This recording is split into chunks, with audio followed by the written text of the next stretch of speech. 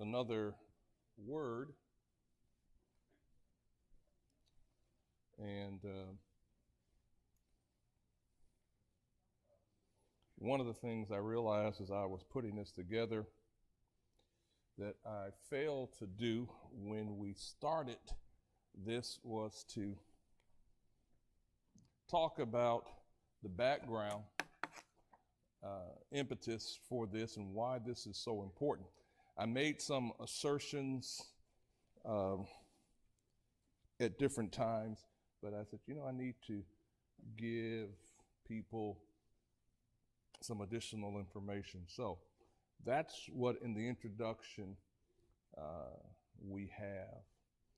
And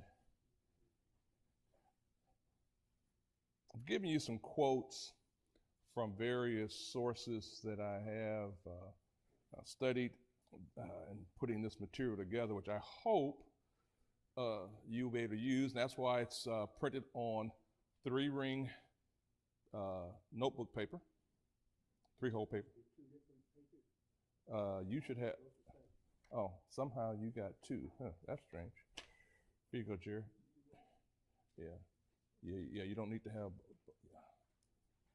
I'll take one back. There you go, Lyle. I'm okay. Yeah, I'm good. I do have I think I have my master chart somewhere.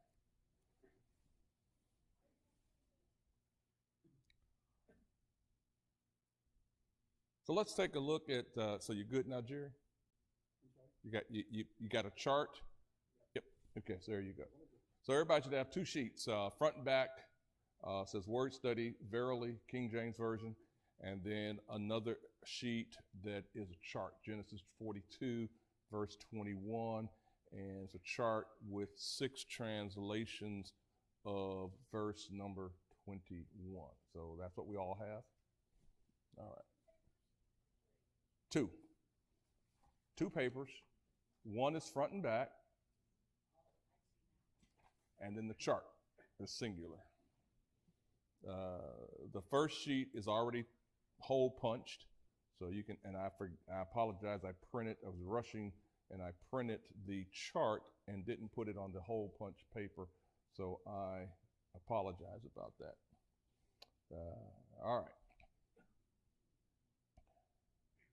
So as you look at the introduction and you think about the statements that individuals have made with respect to why it's important to study words as we study the Bible, Gregory Thaumaturgus said, if one aims at readiness of speech, and so we don't use that language, readiness of speech today, being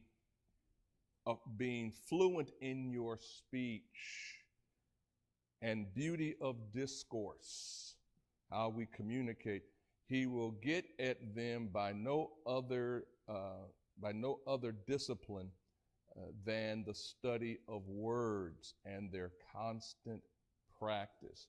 And so we need to study words, practice the use of those, and then we'll improve in our discourse and our understanding, he said many years ago, over a couple hundred years ago. William Barclay, a well-known English British theologian, said, the more I study words, the more I am convinced of their basic and fundamental importance. On the meaning of words, everything depends. And as we're trying to communicate with each other, the proper understanding of the words we use impact our effective communication.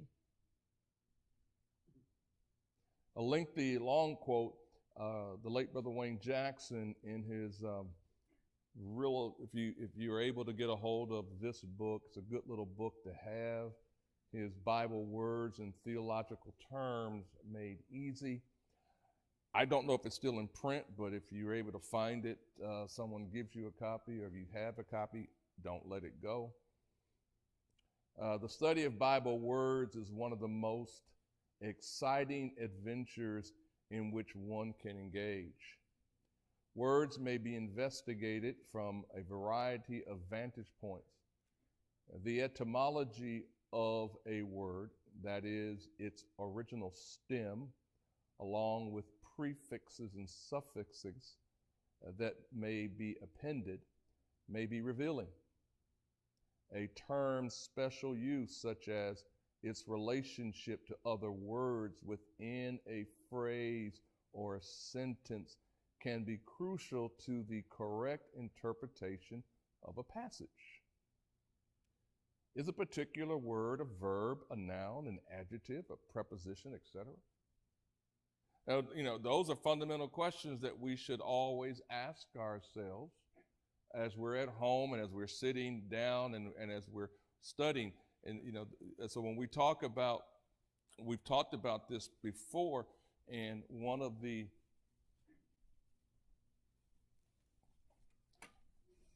if you're at home and you want to know, well, what should I have at home to help me in my Bible study? Well, of course, you want to have a Bible, and so you want to have you want to have a King James version, an ASV of 1901, New King James, ESV, New American Standard Bible. If you have multiple, those will help you. If you want to have a good Bible dictionary.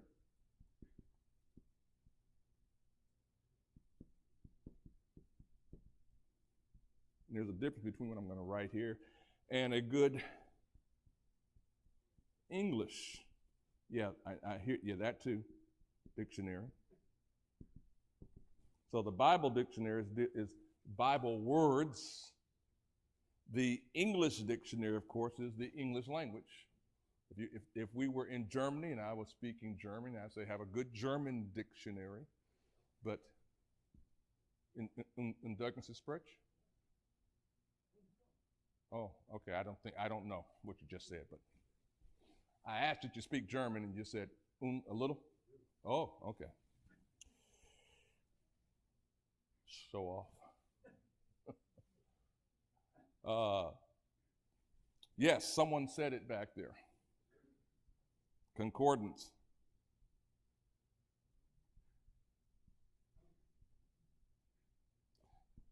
And these days, if you have these things electronically, that's fine. I'm still old school, and I still say you need to keep paper copies of these things. And a good Bible encyclopedia.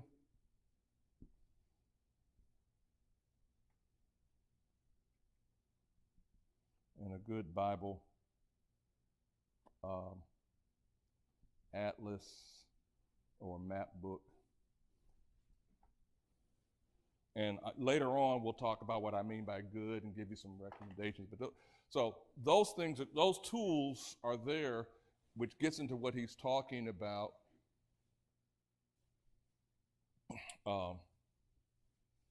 In this definition.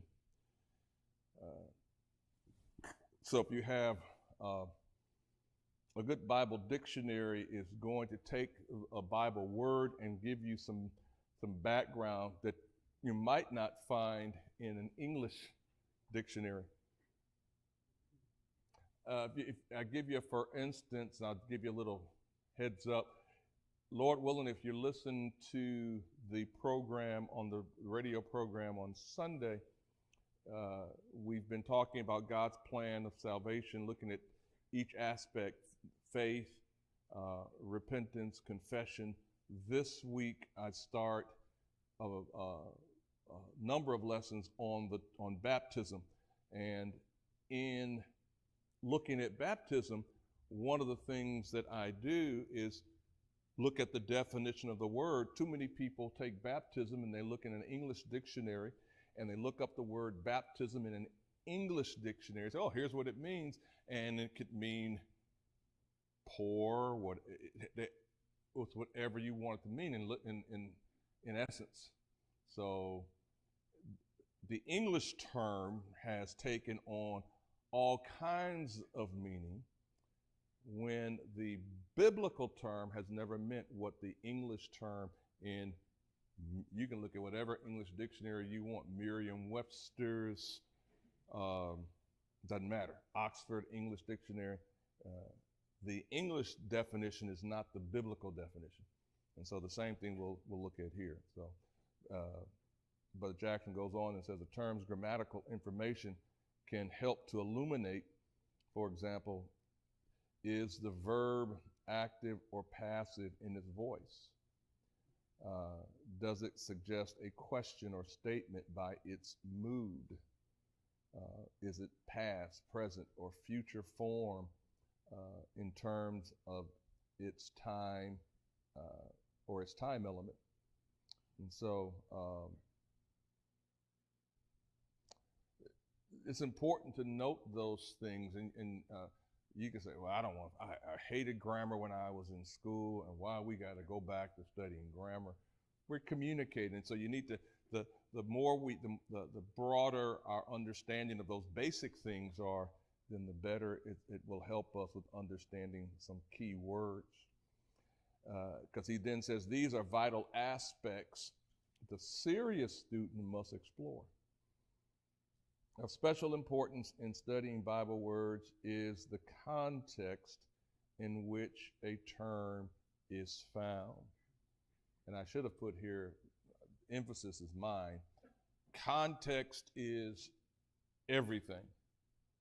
And so while it is important to get the grammatical components, to get the etymology, to get the syntax, all of that, that's good, but do not force something onto a term and violate the context. And so he goes on and says the contextual significance of a term can override all other considerations. Studying the text of the sacred scriptures is a challenge indeed, but one that yields the most delightful rewards, close quote. I thought was worthwhile to give you that lengthy paragraph. The late Foy Smith said, there are some words that speak so emphatically that they leave no room for doubt. The Lord often used such words when he knew that men would be prone to quibble over what he said. What does it mean to quibble? To argue. Yeah, to argue or to or to nitpick. You know, a quibble, yeah, it can be an art, but it's trying to stir up dust so that, you know, when you quibble, you try to confuse people from seeing the truth. We don't use quibble much anymore. It's an old, it's a word from a different generation. While our English words do change, and I think we all understand that English words do change in their meaning, we can gain an understanding of the original words even with our current modern speech translations. And so that's why, you know, when you're studying, I lifted up there, it's important to sometimes read from multiple translations to get, maybe if you're having a problem getting a sense of a passage or of a word in particular. And you'll see that, that's why I've given you that one chart. So the word we're going to start with today, and because of next week being the gospel meeting, will be a couple of weeks before we get to it, because there's some other, I've only given you page 1. I've got a couple others related to Verily, but I just did not want to give you all of it right now. All right, So the word verily. So, and having said what I said about English definitions, I do share with you some English definitions because I think it's interesting. From the Webster New World Dictionary of the American Language, edited in 1984, it says that it's an adverb. And what's there in brackets?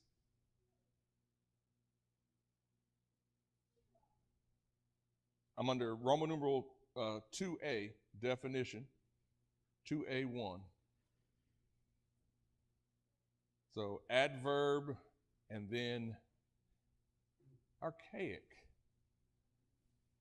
They're saying that the word verily is an archaic word. What'd you say, Deanna? Yeah. So in essence, in 1984, they were saying, well, the word isn't regularly used in day-to-day parlance. And then they gave, so here's how they defined the word: in very truth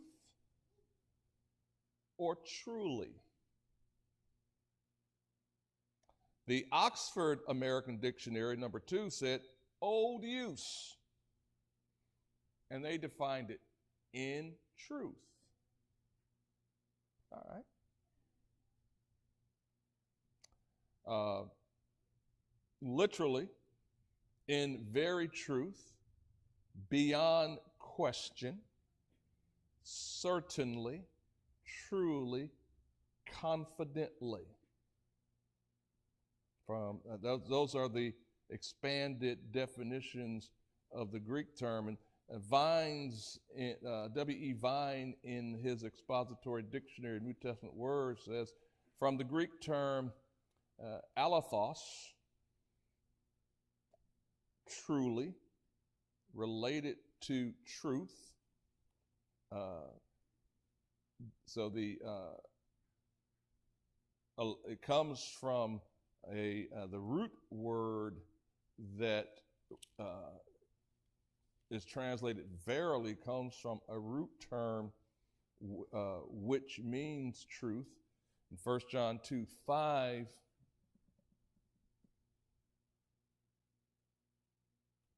but whoever keeps his word, now I'm reading from the New King James, truly the love of God is perfected in him.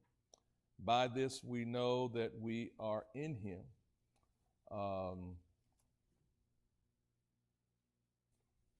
That's the New King.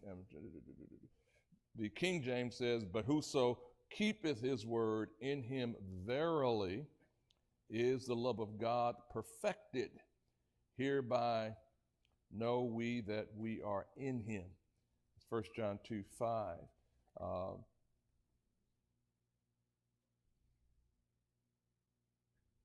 Other words that, other English terms that can translate the Greek term alethos are indeed,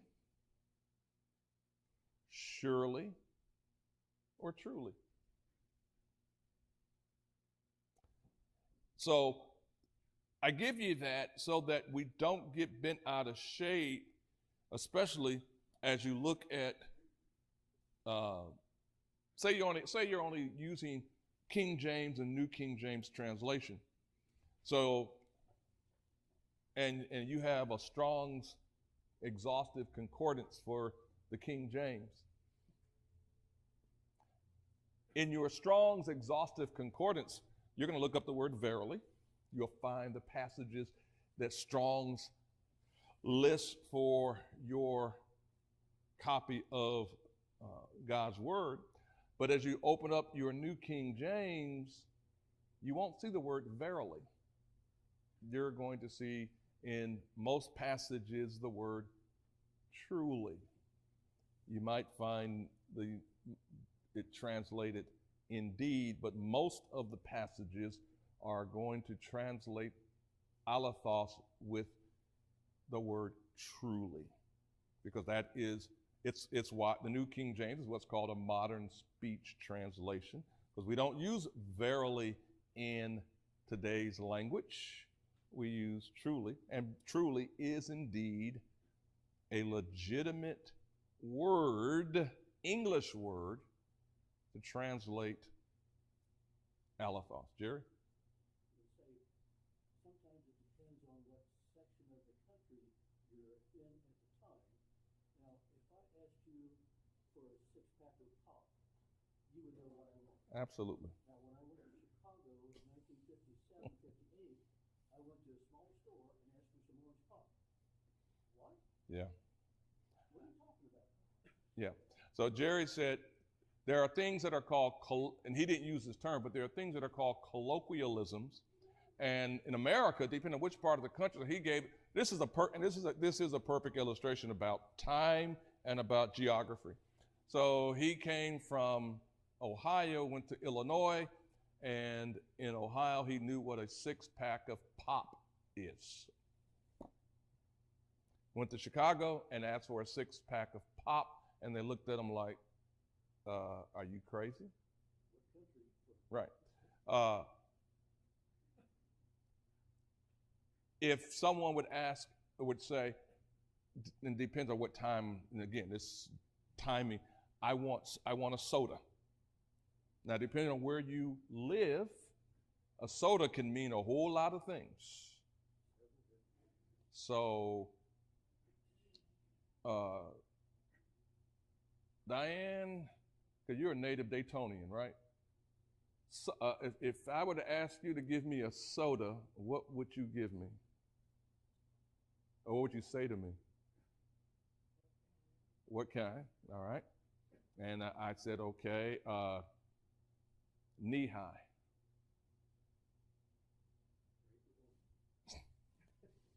Yeah, y'all old. Okay, you're old enough to get that one. I was waiting for somebody to give me. All right, somebody else. If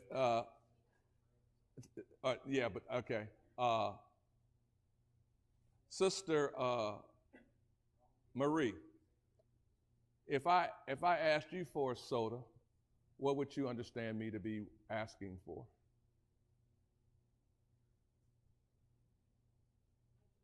A drink. Okay. Okay, or baking soda. Okay. Okay, you would go there. You would go there. So I was hoping somebody was going to say,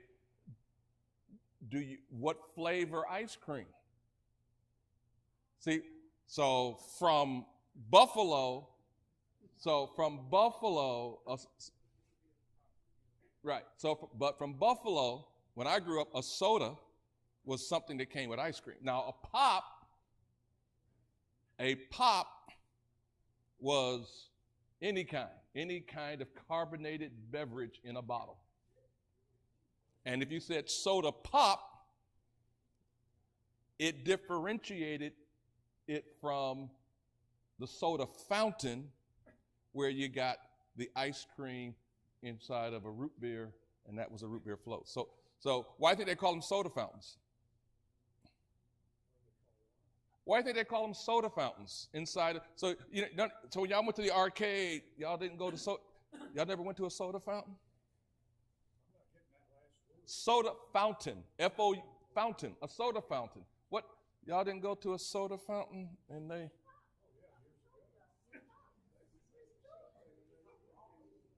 Y'all didn't get ice cream? Okay. See, but that's the point. That's Jerry's point. That's his whole point. So we have to understand the meaning of words and what that word meant at that particular time in that context. That's why context is so important. So thanks. So you've elucidated and all right. Right. Yeah. Yeah. Soda. That is a type of soda as well. Sister Marie gave me something, and I don't remember where I did with it. In the English, we have some words that means, depending on how you use them, they can, if you read it, say it one way, it means one thing, But if you say it another way, it means something else, and the context is so important. And some would say they don't understand how children ever learn to speak English because of how we confuse them with words. So there is, and I'm not even talking about the words that are spelled differently, like there. There you go. When does it read? When is it read? And when is it red? Like, the color. So, but so I'm talking about words that are spelled the same, but pronounced and have different meanings. And that's why words are so important. So now let's take a look at this word verily.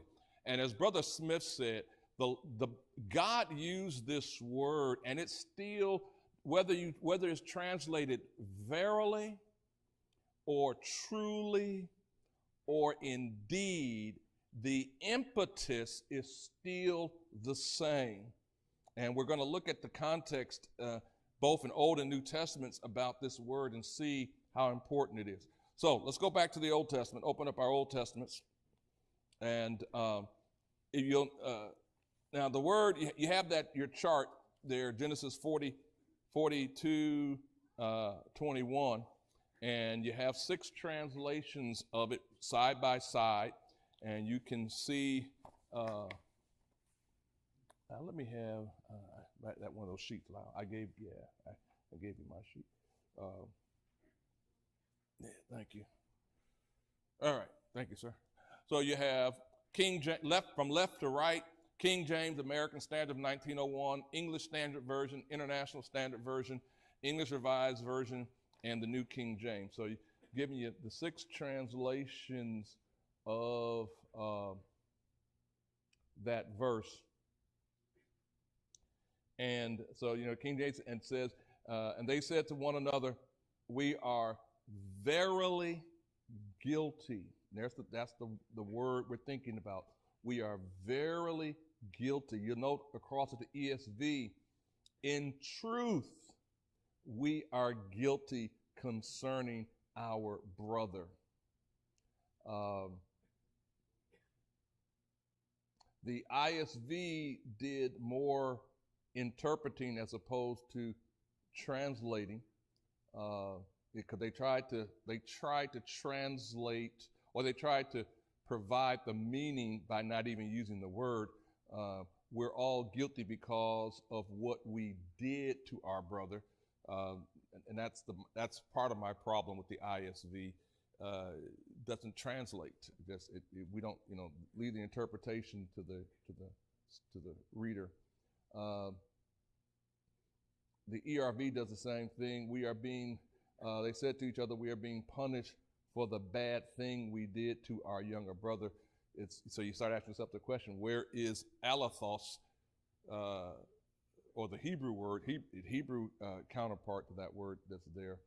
New King James, we are truly guilty concerning our brother. So you see in the New King James, the ESV, the ASV, and the King James, they translate the word. But let's go back and do a little Bible study. And I have a bunch of questions. So you go back to starting in Genesis chapter 37. And we get a sense of what Joseph's brothers were up to, so to speak.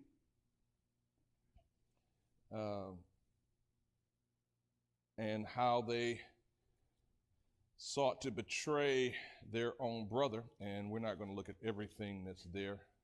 Well, I need to get out of Exodus and get over to Genesis, because that's like, I can't find what I'm looking for. Not a little, Jerry. It read a whole lot. I'm like, wait a minute, that's not what I read earlier today. So, they're upset at their brother because of what? They're upset at Joseph because of what? His dream. Oh yeah, they thought that they thought that he was what, Deanna? Yes, keep that in mind, that he was better, because you notice in verse 8, and his brother said to him, shall you indeed what? Reign or rule over us? You're the youngest. You're younger than us. Or shall you indeed have what?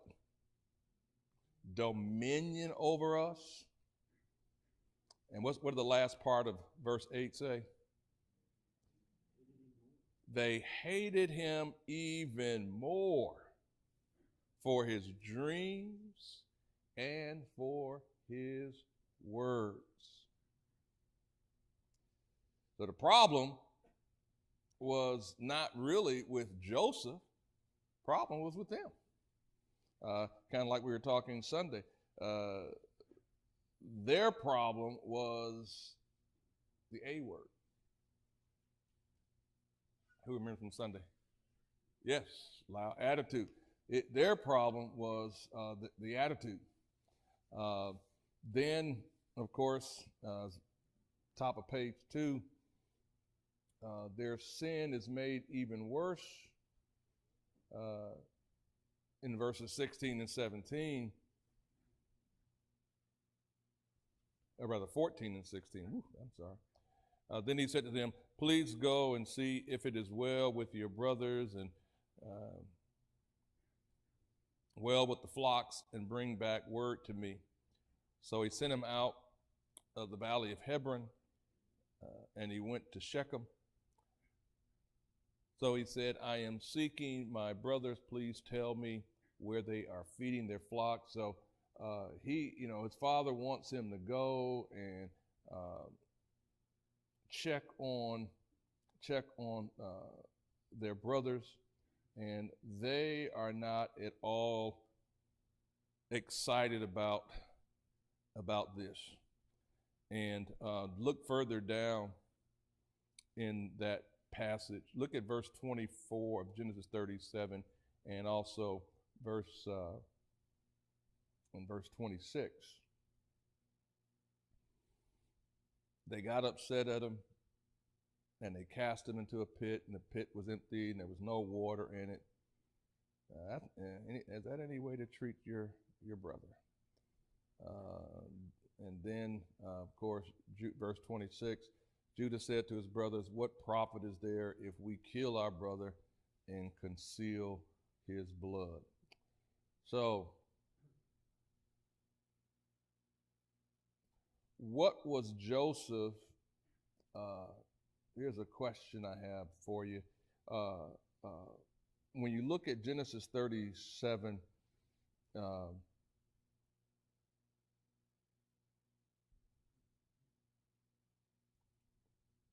what was Joseph trying? Was Joseph trying to? Was he trying to be obnoxious? No, I don't think so. He just simply recounted what God had revealed to him,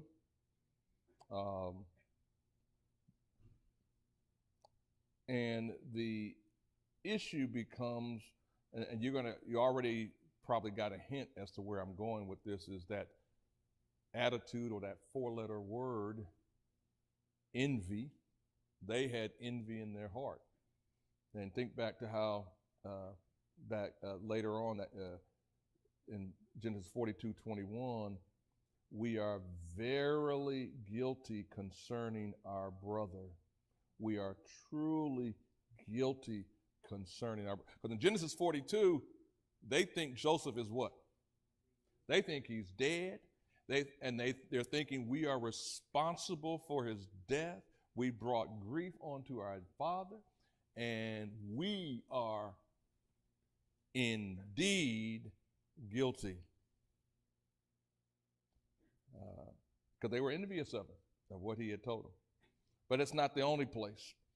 In Matthew 27:18, here's another account of a person who becomes the victim of envy. And who would this be? Who becomes the victim of envy?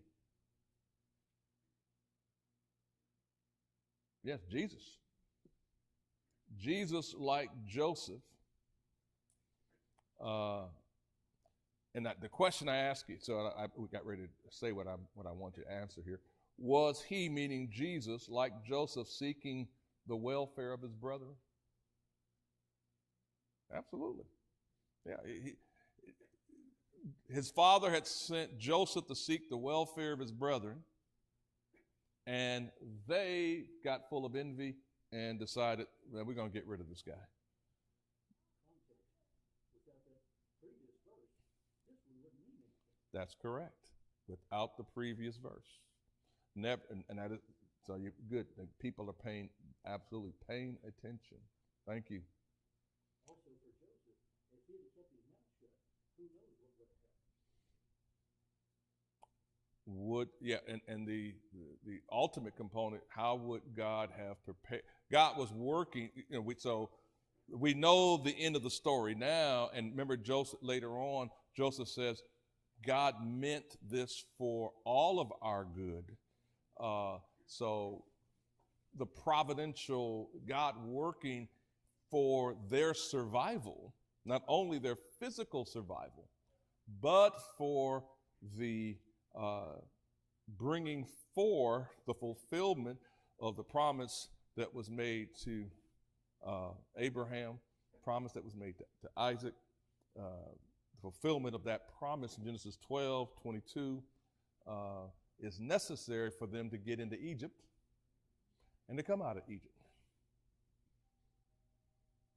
All right. What do I have? In Matthew 1, so when you look at Matthew 1:21 and John 1:11 and John 5:50,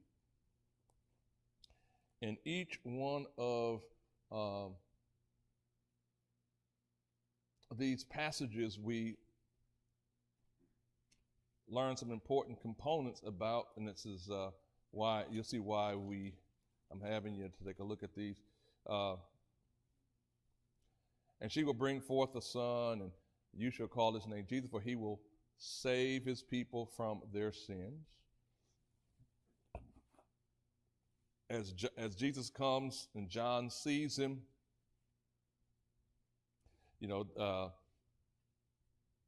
before John declares who he is, he came to save his own, but his own did what? Would not receive him. And then in chapter 5 and verse 40,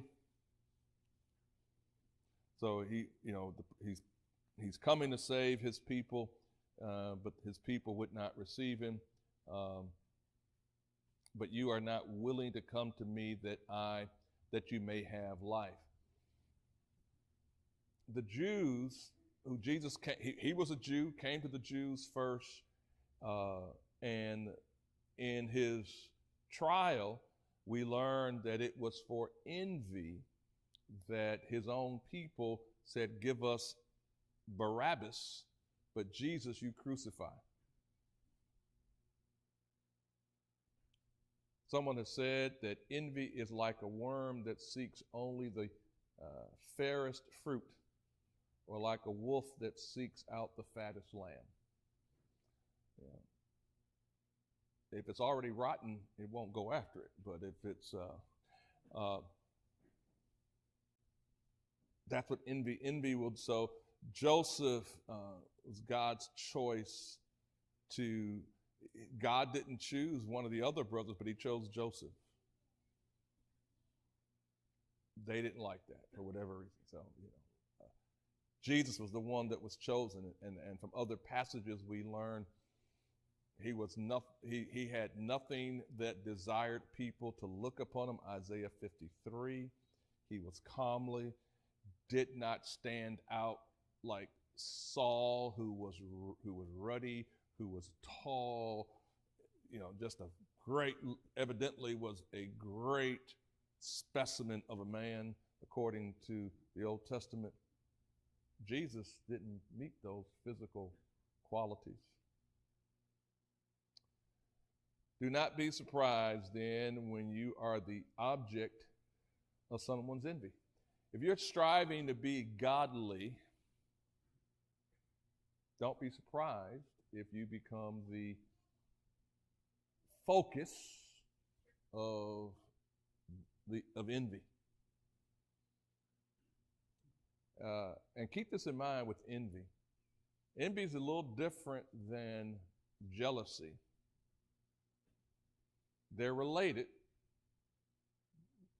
but when a person is envious, when a person gets to that point, envy will cause a person to say, kind of like this. When a person is envious, if I can't have it or them, nobody can. Yeah, envy is worse than jealousy. It's almost rottenness to the bone.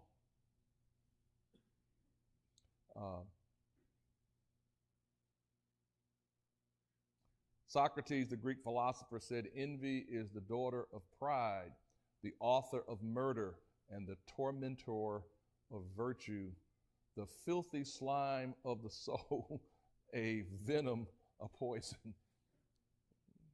I don't think he had anything good to say about envy, did he? Frank is shaking his head. Yeah, Socrates wasn't a fan of envy. And so here, verily, and they're saying truly, we're guilty of this. Now, in the last there are many ways in which we can, I'm trying to use it in today, that we can be verily guilty of our brethren today, or truly, or indeed guilty toward our brethren today. And here are some of, think about what the Bible tells us. We are truly guilty of our brethren when we do them bodily harm. Paul, Demas, and others who were doing harm, when we do harm to those who are of the family of God, we are indeed guilty. Paul says, do not lay hands on anyone hastily, nor share in another person's sins. Keep yourself pure. Now, don't put hands on people, but here in the context of 1 Timothy 5:22, he's saying for preachers not to engage, not to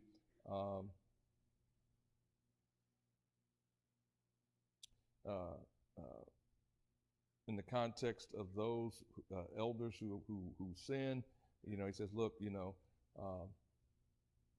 don't put these folk before congregation beforehand, before they should, because then you share in their transgression. We do brethren harm by wounding their feelings. I think so many people quote Ephesians 4:32, and we know it. But we can truly be guilty of our brethren if we use words that harm them. We can be guilty of our brethren if we speak evil of our brethren. The world is going to speak evil of us enough.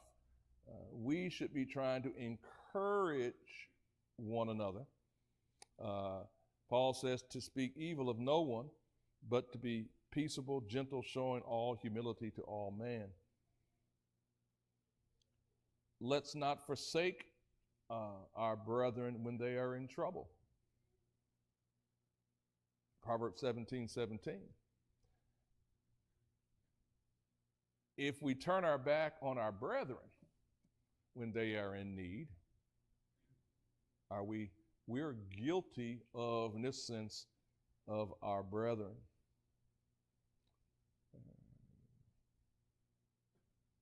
I think each of you can each get to those yourself. We'll stop with number 5.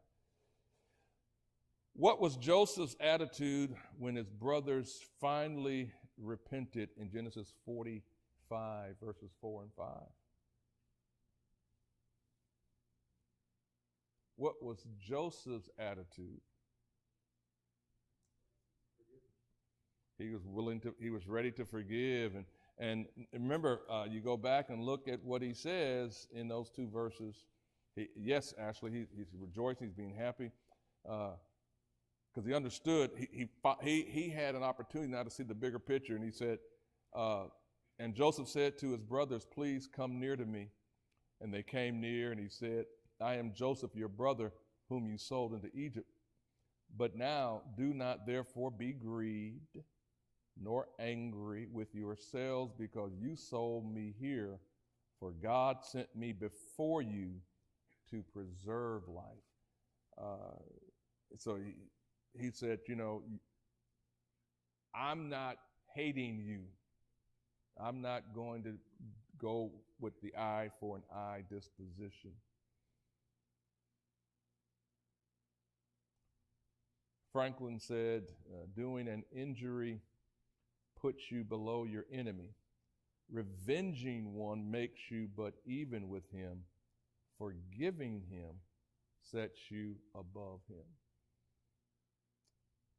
Truly, verily, that word, the word causes us to dig into what the text says.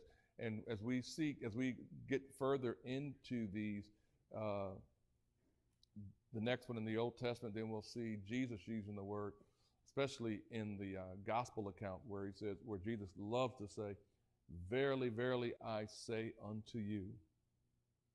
Truly, truly, I say unto you.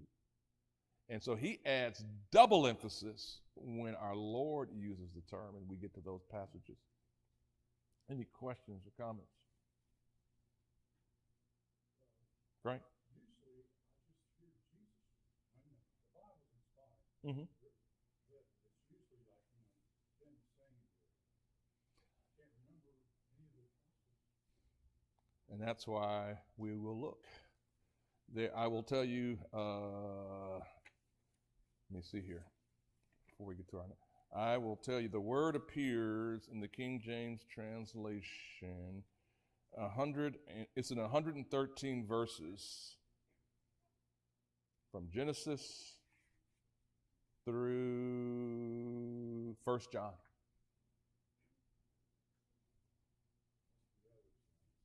Well, it becomes interesting because you're right. We're used to the passages where our Lord is making the statement as opposed to those resonate with us, but it appears in other places. The other thing is, maybe it's my background, my family, but envy and jealousy, it's just the opposite way I hear of it. Oh, I envy that person. Oh, they're so good now. I really envy. The others, I'm jealous. You're really mad at them when you say you're jealous. Yeah. We'll talk about that's a good question, and we'll come up with is how the word envy might be used. That might be another word we'll add to the list.